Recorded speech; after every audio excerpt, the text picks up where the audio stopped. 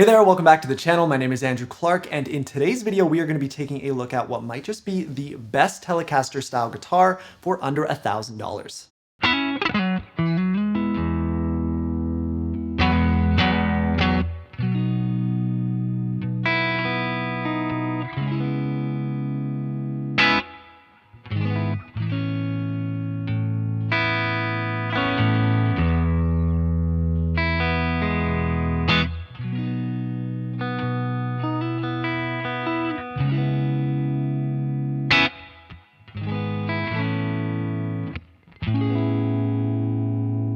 So over on my Instagram, I've kind of been teasing this guitar a little bit ever since I got it a couple weeks ago, but now I can finally let you know what it is. And this is a guitar made by a company called Shijie. And Shijie is a Chinese company, so these guitars are completely made in China, but their aim is not to compete with entry-level guitars at all. What they're trying to do with their guitars is actually compete with the high-end Fenders, so the made in America Fenders, and also other high-end brands like Suhr. This model specifically is called the TLV-Classic, and it comes in at just $799 if you don't want a case. If you do want a soft case, it comes in at $879, and for a hard case, it's gonna be $919. So whenever a brand reaches out to me, especially if I haven't heard of them before I say yes to anything, I always go and do a bunch of research, and that just involves Googling and trying to find any information I can, especially negative information.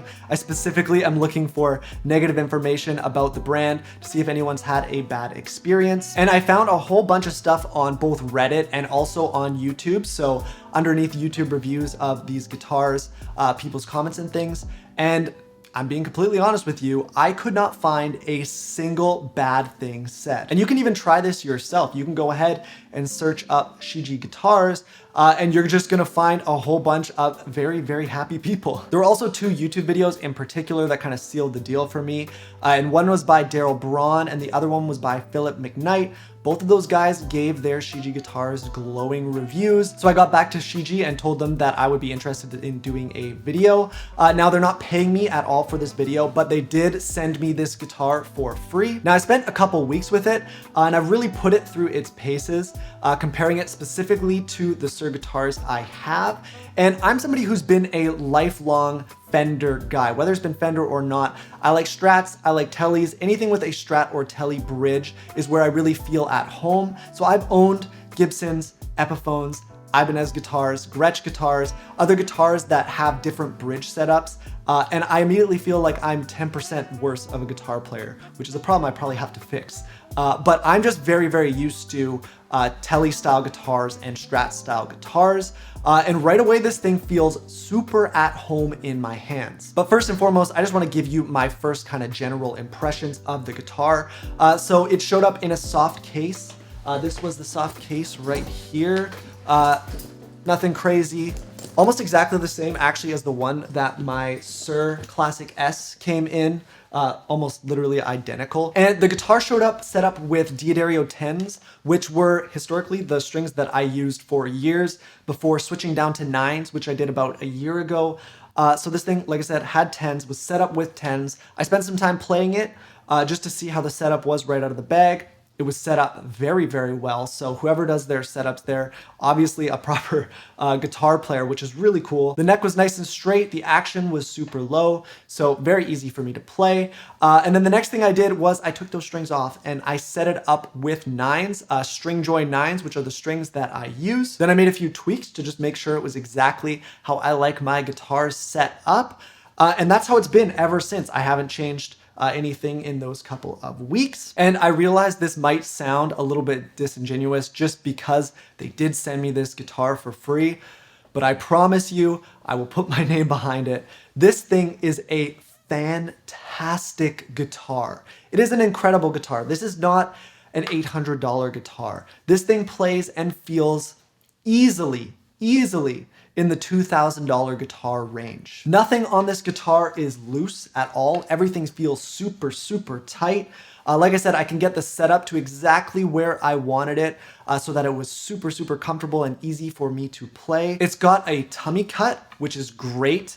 Usually Telecasters especially like to dig into your ribs when you're playing them both sitting and standing, I find. So the tummy cut is awesome. It's also got a little contour here right at where the neck meets the body. Makes it a little bit easier, actually makes it very easy for you to reach up here onto the higher frets. As for electronics, the three-way switch here has just the littlest bit of resistance, and it's not that it's catching or rubbing on anything. It's done this way intentionally so that you really have to be intentional about when you're switching pickups. You can hear that very satisfying click, but it doesn't feel loose. It's not easy to knock into one position or another. The same thing goes for the volume and tone pots. There's just a little bit of, it's incredibly smooth, but a little bit of resistance compared to typical pots on guitars, especially at this price point. And actually on my Strat, so on my Suhr Classic S, I actually had to add a rubber washer underneath the volume pot of that guitar, specifically because I found that I would bump it and it was kind of loose enough that it would go back to about 80% of the volume, and I'd be performing, playing live, and all of a sudden I'd be like, where did my guitar signal go?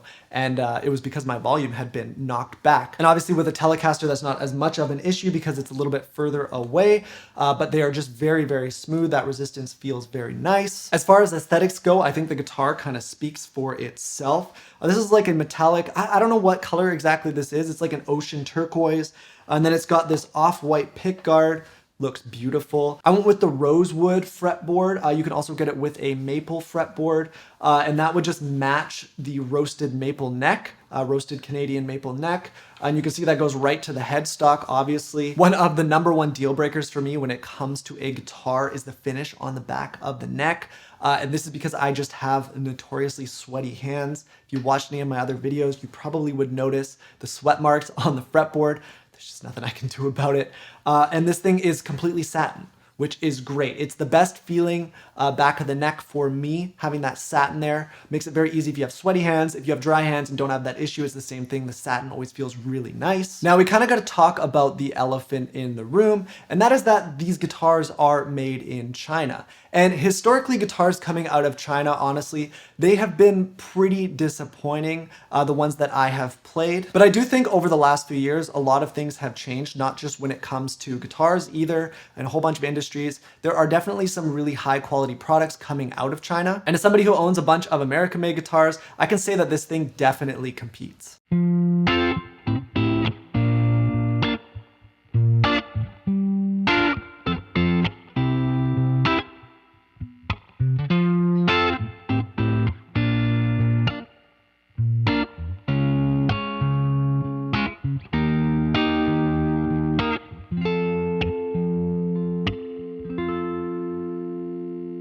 Okay, so now I want to get into the specs of this guitar, and I'm probably going to forget some stuff, so I'm going to make sure to put it up on the screen. But a few things to note, this thing has a roasted Canadian maple quarter sawn neck, and they call the neck profile the Shijie Modern C.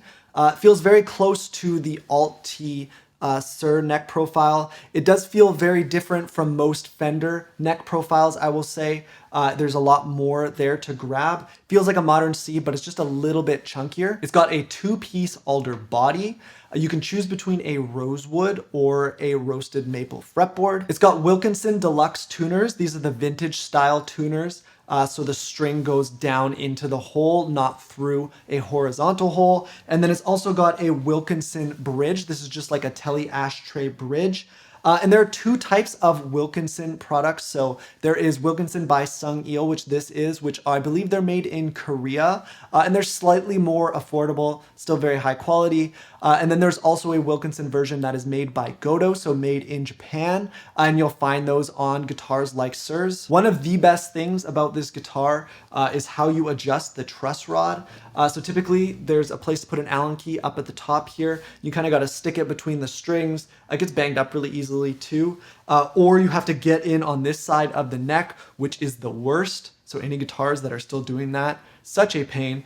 Instead, this one right here, it just has a wheel and you just stick the Allen key straight down this way and just turn it this way. It's not even an Allen key actually, it's just like a little metal rod, and you just turn it this way and this way. Really easy, you don't have to unstring your guitar or move anything out of the way. This guitar has a 12-inch radius all the way up the fretboard, which makes it a little bit different than most kind of traditional Telecaster style guitars. The Suhrs, they have a 9-inch to a 12-inch, a compound radius, but typically on most Fenders, you're gonna find like a 9.5, or a 7.25-inch radius. The flatter radius makes it feel a little bit more modern rather than that vintage style rounder fretboard radius. This thing's pretty flat, but no issues chording for me. Feels very comfortable. Again, I'm used to a little bit of a flatter radius. And this is typically what you would find on like an Ibanez or any other kind of modern appointed guitar. The frets on here are a highly polished nickel, and I believe they're medium jumbos. So not stainless steel frets on here, they are nickel. Then you got a bone nut, which is pretty standard. And then the pickups on this thing are actually made by Shijie, so they are a made in China pickup. To me, they sound great, I like them. But I think for a lot of people, they probably would go ahead and upgrade those. And then everything inside the guitar is actually properly shielded. So I'm not gonna take it off in this video. I think I might have a couple pictures that I'll throw up. But if you were to take all this stuff off, you'll see the whole thing is shielded, which helps keep it nice and quiet. So Shijie also has a Pro line of instruments as well. So this is the TLV-Classic. They would also have a TLV Pro, which I believe comes in at $11.99. And on the Pro model, you would get stainless steel frets, you get locking tuners, you would get a Godo bridge, so a slightly different Tele style bridge, and then you'd also get made in Japan pickups. Now I believe after doing a little bit of research, they're the Godo made in Japan pickups, which are supposed to be pretty good. But if you were looking for something even closer to something like a Suhr, that would probably be your best bet. Next up here, I'm just gonna plug the guitar into my pedal board and then into my amp and just show you a whole bunch of different sounds that this guitar can get.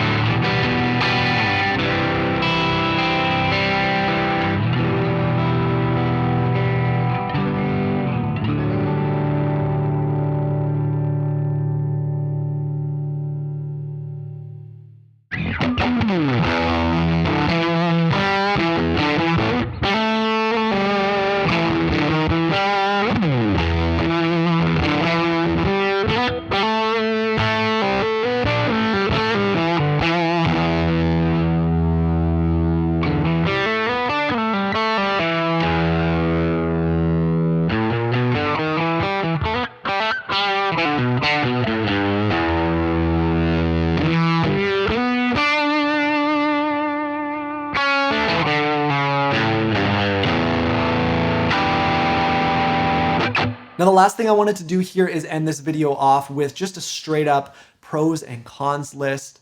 Reasons why you might want to buy a Shijie or reasons why you might not want to buy a Shijie. So as the first pro, I would say the neck, the frets, the playability of the guitar. It's like a 9.5 out of 10. I would say it's a 10 out of 10 for the price range, but comparing it to the Suhrs, if those are a 10, then I would say this is definitely at least a 9.5. Another pro is the looks and design. This thing looks like a Tele.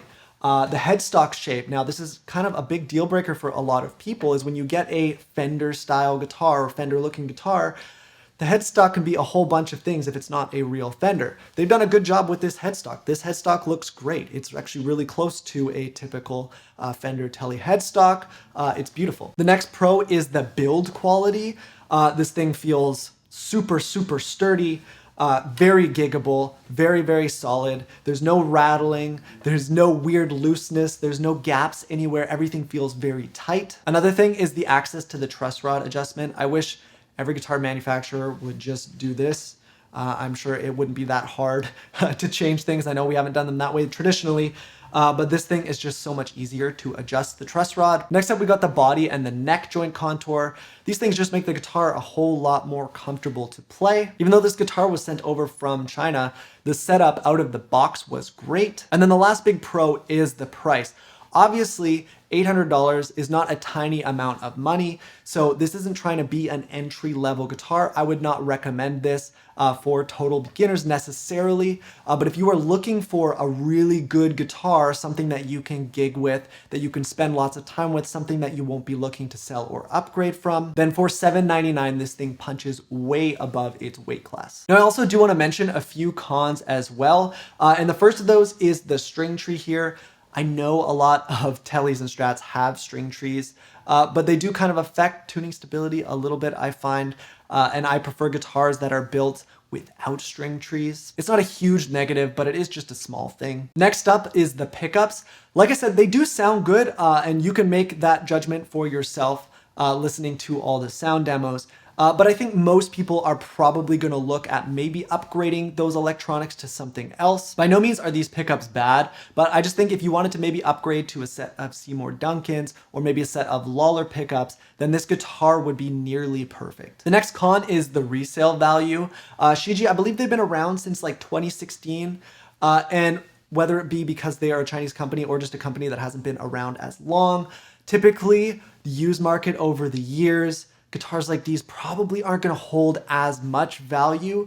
This doesn't take away from the fact that it's an incredibly well-built instrument, but when you have something like Fender on the headstock, there's an entire legacy there, right? And I really do think that that kind of name recognition is what keeps the resale value of those guitars pretty steady. So that being said, if you're kind of looking for a guitar that you do plan on flipping down the road, trying to get as much money back out of it as you possibly can, then maybe you're going to be better off going with something from Fender. But like I said, honestly, it is kind of too early to tell. Then the final kind of big con with these guitars that I wanted to talk about is their website. So I believe it's probably a translated website, and that's probably why I ran into some issues. But when I go to the website, there's a lot of stuff there that's kind of been maybe mistranslated and not a great representation of what you would be looking for as a guitar player trying to buy a new guitar. And I think in many ways, this might actually turn people away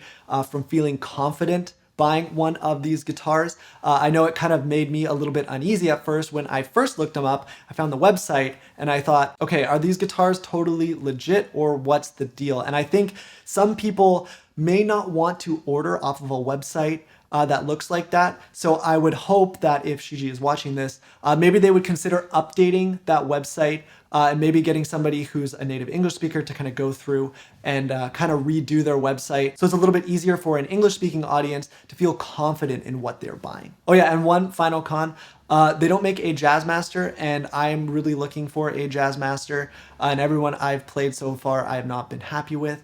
If they made a Jazzmaster, I would order that in a heartbeat. So that is a con. Shijie, if you're listening, please make a Jazzmaster. Okay, so that's gonna do it for this video. I know this one was a little bit different from the usual typical kind of lessons or music theory things we do on this channel, but I also love guitars and love guitar gear and talking about that stuff here as well. So I really appreciate you taking the time to hang out. I'd like to know from you what you think. If you own a Shijie, please tell us down in the comments your experience with the guitar. And if you don't have one, please also let us know what you think. After listening, do you think it sounds good? Is it something that you would consider?